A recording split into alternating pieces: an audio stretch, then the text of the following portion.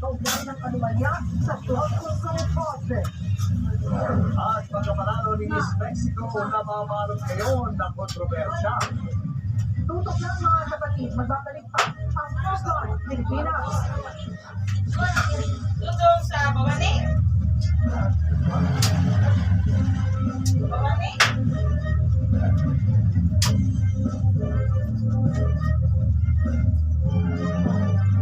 Ang Batang Bibo, may igagaling pa sa tulong ng new laptop 3 Plus. May dagdag DHA tulong para dagdag galing. Galing-galing! Batang Bibo Plus sa tulong ng laptop 3 Plus. Di mo kaya tanggalin na ako'y magpupusok pa rin. Course, dito pwede din na magpusok sa Source Wildfire Liquid. May nagagaling na pwede din na pusukin. Ang paborito basta pupusukin sa Surf Liquid.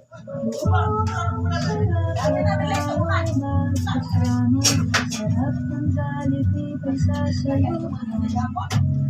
Buong ang sarap ng Pasko.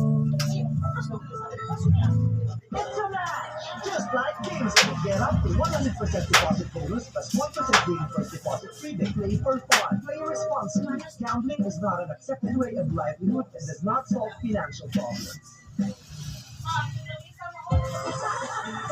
Init! Baka magamoy araw. No problem! Almost fine! Yes, sir!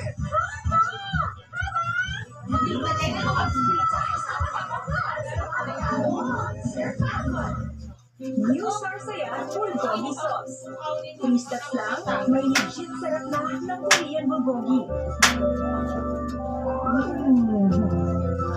New Sarsaya Bulgogi Sauce. Ang subok mong hangin, may nulok na. Clinically proven to help strengthen bones, joints, and muscles. With MSGM, high in calcium and protein like collagen at B vitamins. Ang Annie new look, same goodness.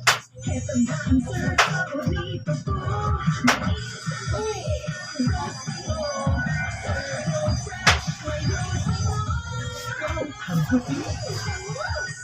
Instant puti at rose malong. Sarap na tayo'y magkasama. Sarap ng Jollibee pagkasayuan. Buo ang sarap ng Pasko. Instant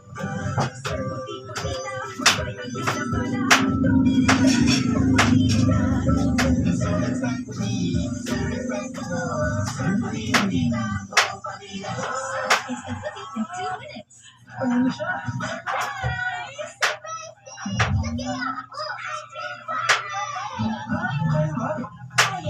With Selecta Perfect 3-in-1 plus 1, $149 lang for flavors na.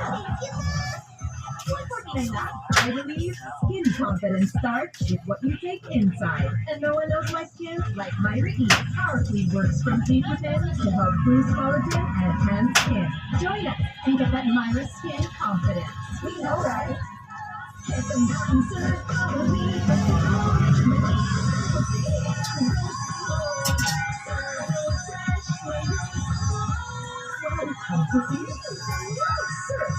puti. May bagong gigising sa'yo. Bagong Nescafe Original. May dark roast coffee. Buo ang aroma at sarap.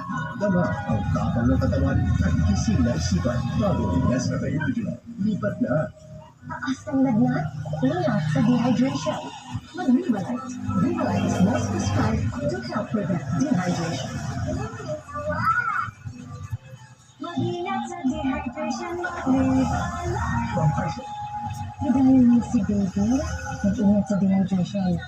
Rivalite. Rivalite is most prescribed to help prevent dehydration. Mag-ingat sa dehydration, Rivalite. From Tyson. Init! Baka magamoy araw. No problem. Almost fine. Magamoy lang, sir.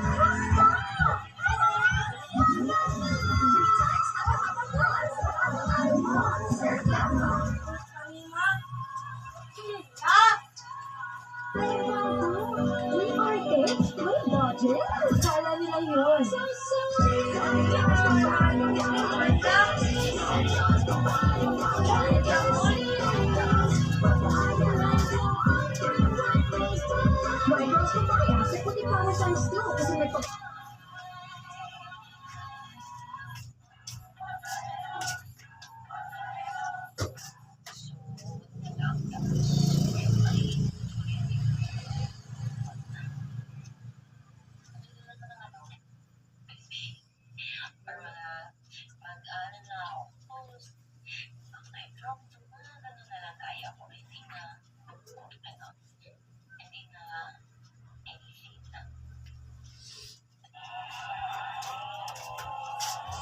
sa Nawan Oriental Mindoro. Nasa hotline na Malacanang si Marcel Hari. Ako ang nagsimula nitong lahat. Ako ang magtatapos. Mismo si Pangulong Bongbong Marcos ang nag-anunsyo ng arrest warrant laban kina dating Congressman Zaldi Ko at nagrititong iba pa. Ito yung listahan ng may arrest warrant na. Siyempre, ang susunod siya, maghuhulihan na. Ay wala nang paligoy-ligoy pa. Ang ating mga otoridad ay siyempre papatupad na nila. Itong mga arrest warrant na ito. At sa liko, ilang na may pakuan, Kaya matulog harap mo sa sa una. korte at pananagutin sa batas. Walang special na pagtrato, walang sinasanto. Ang arrest warrant na yan ay kasunod ng kasong katibayan at malversation of public funds ng Ombudsman sa Sandigang Bayan nito ng Martes. Kasama sa kinasuhan, sina po at mga opisyal ng DPWH ng Barohan. Ang baguman ng flood control project sa Nauhan, Oriental, Mindoro. Dagdag pa ni Pangulong Marcos, hindi basta-basta ang ihahat kaso ng Ombudsman. Hindi po ito hata-hata. Hindi po ito kwento. Ito po ay tunay na ebidensya. Ngunit nagmumula ng resulta ang mga pasensya ninyo. Kaya tasahan po ninyo na wala pong sigil itong aming ginagawa. Itinatuwa naman ng Ombudsman ang paglalabas ng arrest warrant. Itinatuwa ng Ombudsman na ang gara nitong ipatupad. Dapat daw mabilis silang maaresto. Wala pang pakayag ang kampo ni Ko kaugnay niyan. Naunang sinabi ng abogado niya si Atty. Willie Gatil na wala rin silang impormasyon kung nasaan ngayon si Ko. Pero may ilang kondisyon para mapauwi ng dating kongresista. Kasama dyan ang pagbigyan sila sa 15 million petition for bail at house arrest para kay Ko. Ang mga kasong isinampa naman laban sa mga sangkot sa anomalya sa flood control project, patikim pa lang daw. Again, kung isa pa lang, nananagot ang kurato. Nagbabalita mula sa fault line, Maesel Halil, May mga bago na namang kaso na inirekomendang isampa kay Zaldi Ko. Pati si dating House Speaker Martin Romualdez, ikakasuhan na rin siyang ombudsman. Nasa profile ng balitang niya, si JC Cosico.